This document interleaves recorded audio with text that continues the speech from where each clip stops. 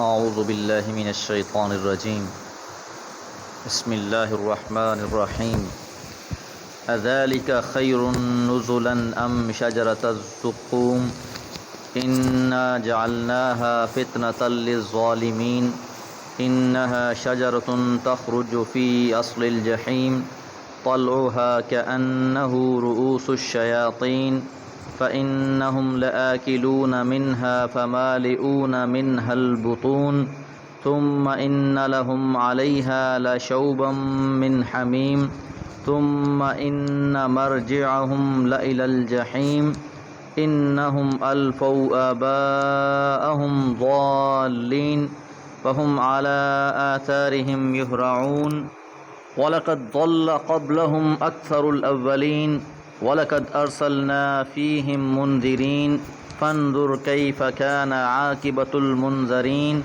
إِلَّا عِبَادَ اللَّهِ الْمُخْلَصِينَ۔ سورہ صافات آیات 62 سے 74۔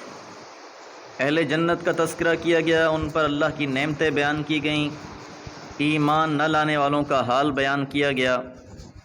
اب دونوں گروہوں کے حالات بیان کرنے کے بعد موازنہ کیا جا رہا ہے۔ ذالک خیر نزلا، کیا یہ مہمان نوازی اچھی ہے؟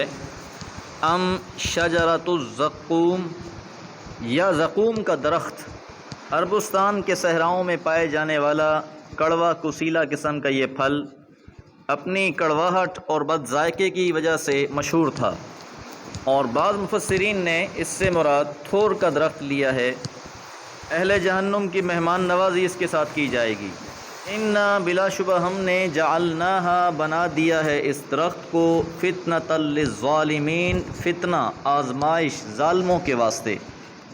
جب قرآن مجید کی آیتیں نازل ہوئیں اور بتایا گیا کہ اہل جہنم کا کھانا زقوم کا درخت ہوگا، تو ابو جہل نے یہ کہنا شروع کر دیا کہ بھلا آگ میں کیسے درخت لگ سکتا ہے؟ اب بربری زبان میں زقوم کھجور اور مکھن کے لیے بھی استعمال کیا جاتا تھا، تو یہ مذاق اڑاتا اور کہتا کہ ہمیں تو جہنم میں بھی مکھن اور کھجوریں ملیں گی، اور لوگوں کو بطور دلیل یہ بات پیش کرتا کہ بھائی جہنم میں تو آگ ہے، آگ اور درخت تو آپس میں متضاد ہیں، بھلا جہنم میں کیسے درخت ہو سکتا ہے؟ تو اس لیے یہاں یہ بات فرمائی کہ ظالموں کے لیے یہ آزمائش بن گئی ہے، ظالم اس بات کو تسلیم کرنے کو تیار نہیں ہیں۔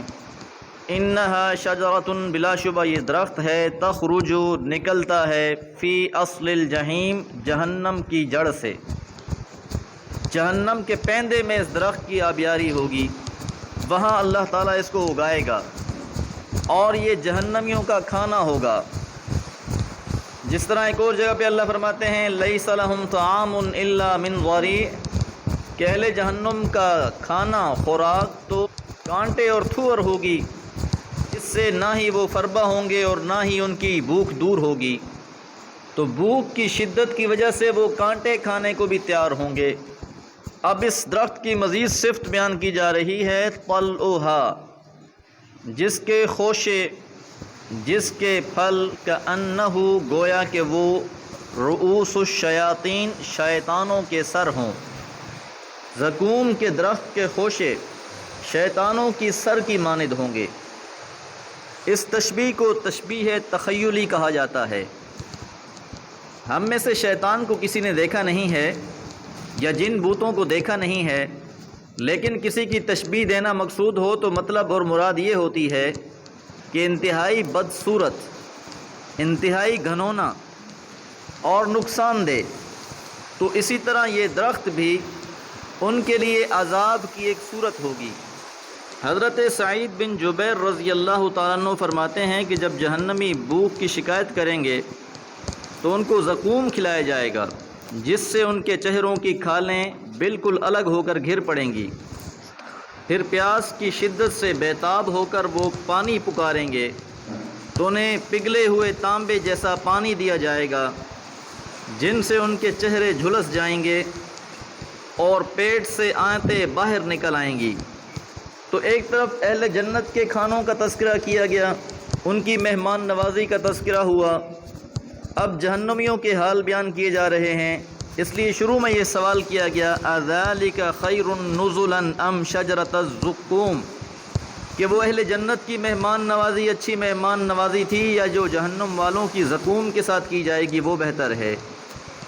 اب بھوک کی شدت کی وجہ سے فرمایا فإنہم، پس بلا شبہ وہ، لآکلون، ضرور کھانے والے ہیں، منہا، اس درخت میں سے، فمالئون منہا البطون، اور پھر وہ اس سے اپنا پیٹ بھریں گے، کہ پیٹ بھرنے کے لیے، بھوک ختم کرنے کے لیے کچھ اور میسر نہیں ہوگا تو مجبوراً وہ اسے بھی چبائیں گے۔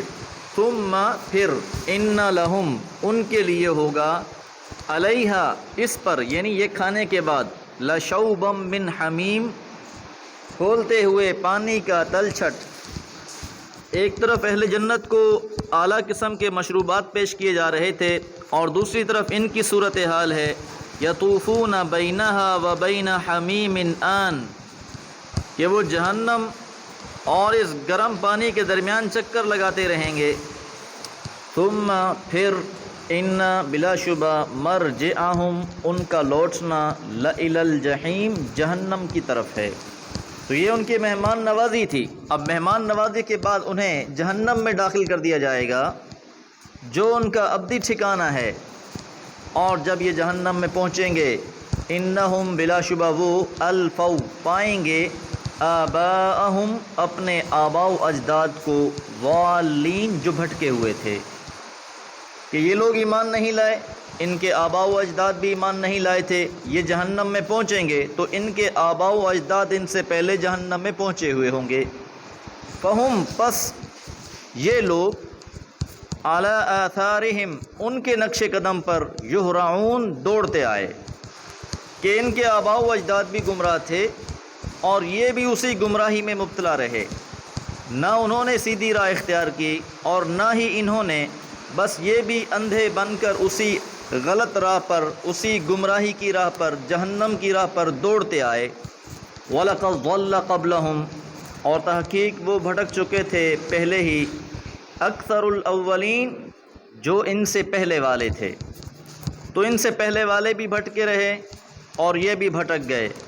وَلَقَدْ أَرْسَلْنَا، اور تحقیق ہم نے بھیجا، فیہم، ان میں، منذرین، ڈرانے والے، کہ اللہ تعالیٰ ہدایت کی راہ دکھلانے کے لیے انبیاء کو مبعوث فرماتے رہے، ڈرانے والے آتے رہے، لیکن انہوں نے کسی کی کوئی بات نہ مانی۔